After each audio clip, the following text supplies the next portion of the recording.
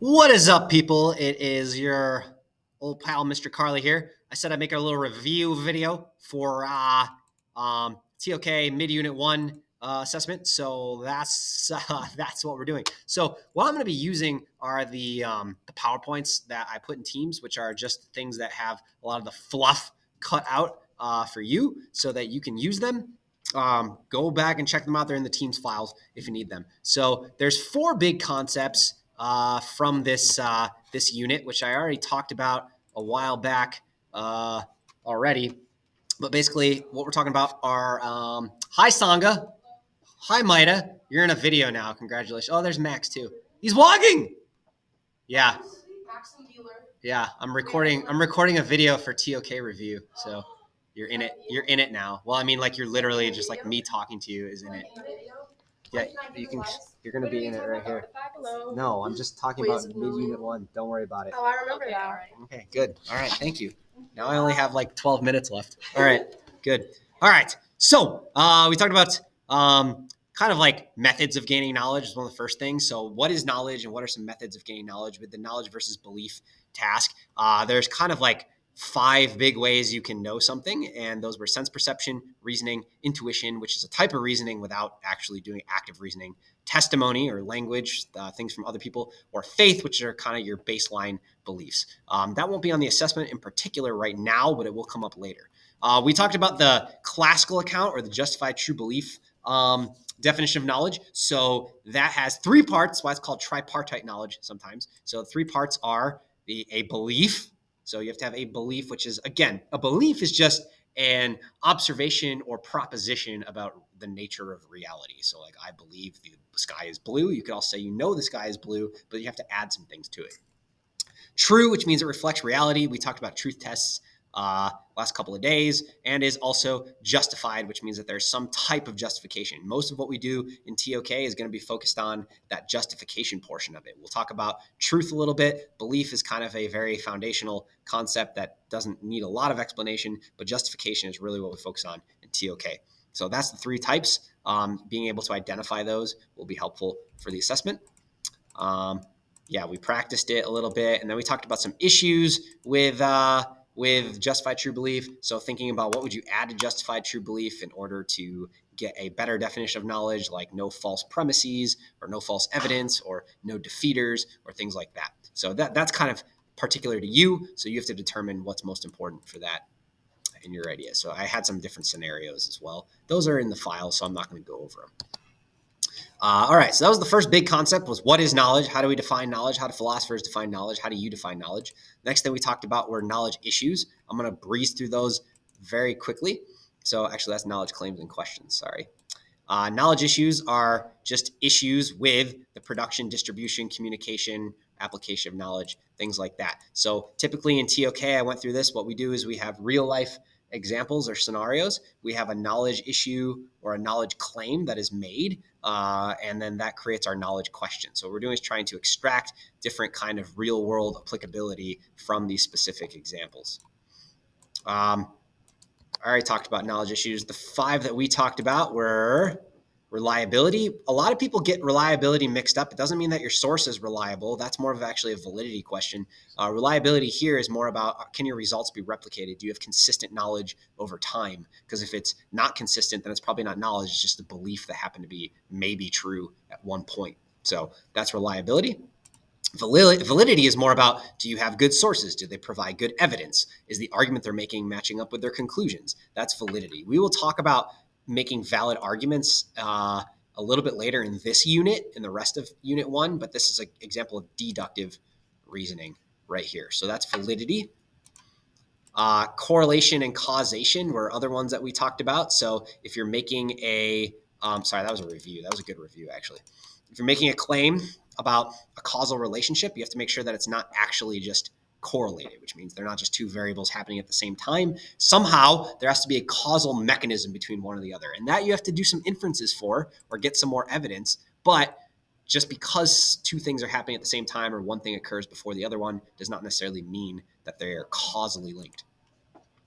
Definitions, categories, and labels, that's how we define things in various situations, can affect our understanding. So the labels we assign that creates differences. So I talked about like, how do we know that our labels are appropriate and consistent? And when you're talking to somebody and sharing knowledge, are you using the same terminology, or are you conflating or making a false equivalency between two different things? So that's knowledge issues. There's some different examples for you. Fifth is inferences. Inferences happen all the time. It's one of the biggest knowledge issues. In fact, we have a whole section of this unit devoted to it, making better inductive arguments. So inferences is when you're making inductive arguments, you're taking a specific situation and making more general conclusions. You're usually offering inferences to the best explanation. But how do you know those are actually accurate or reasonable? So talk a little bit about that. A lot of arguments are related to inferences. This is something that we'll continue to work on. But the issue is if you make jump to conclusion arguments without considering all the evidence, or different ways the evidence can work together, you may have misguided knowledge that doesn't reflect reality. I like this question. It's the Bayesian thinking question of evidence. It says, how likely am I to encounter this evidence if my theory is false? So instead of trying to confirm your theories to be true, think about how would you falsify them? And that was knowledge issues. We had a whole bunch of different examples, and you actually did an assignment based off of that one. Then we talked about knowledge claims and knowledge questions. I'm going to do a quick time check here. Whoop. Oh, yeah, we had 9 minutes. Well, perfect. Okay.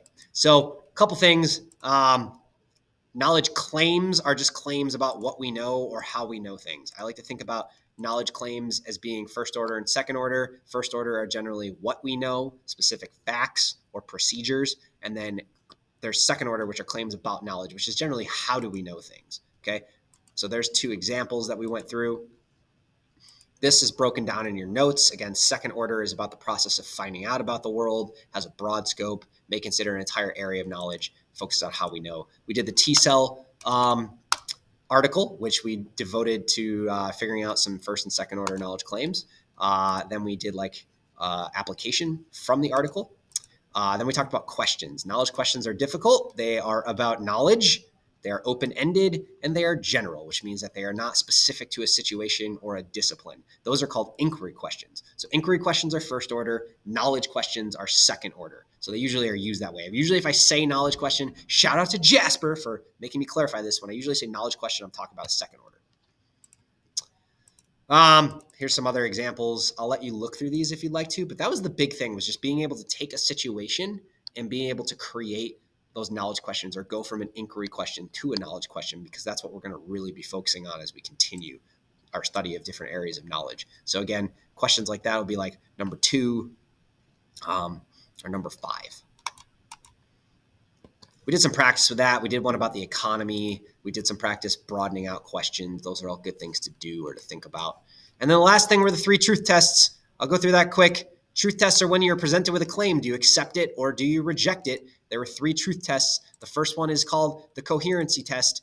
Coherent just means that everything's consistent with what you already know to be true. If you're going to add in things or assimilate things that you now think are true, it should line up with everything else you think is true. Otherwise, one of the 2 things has to be false, either what you knew before or what you know now.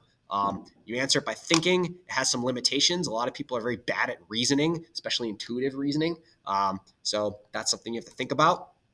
The analogy I like to use for this is like a web or a circuit like this of your knowledge. And if you have too many pieces of the web or too many pieces of the circuit that break down, the whole thing probably breaks down. Correspondence is what you usually think of when you think of truth. That just means, does it correspond to what actually happens in the world? Now, something can do this without you observing it, but truly, in order to truly use the correspondence test authentically, you have to observe it. So the guiding question is, does it match what's happening in the world? And the way you do this is by observing, finding evidence, and doing experimentation. This is very empirical in nature. It's more like a scientific method. We'll talk more about this when we get to the schools of thought of rationalism and empiricism. Okay, the analogy I like to use here is just the weather outside. If the forecast says it's snowing and it's snowing, then it corresponds. It's snowing.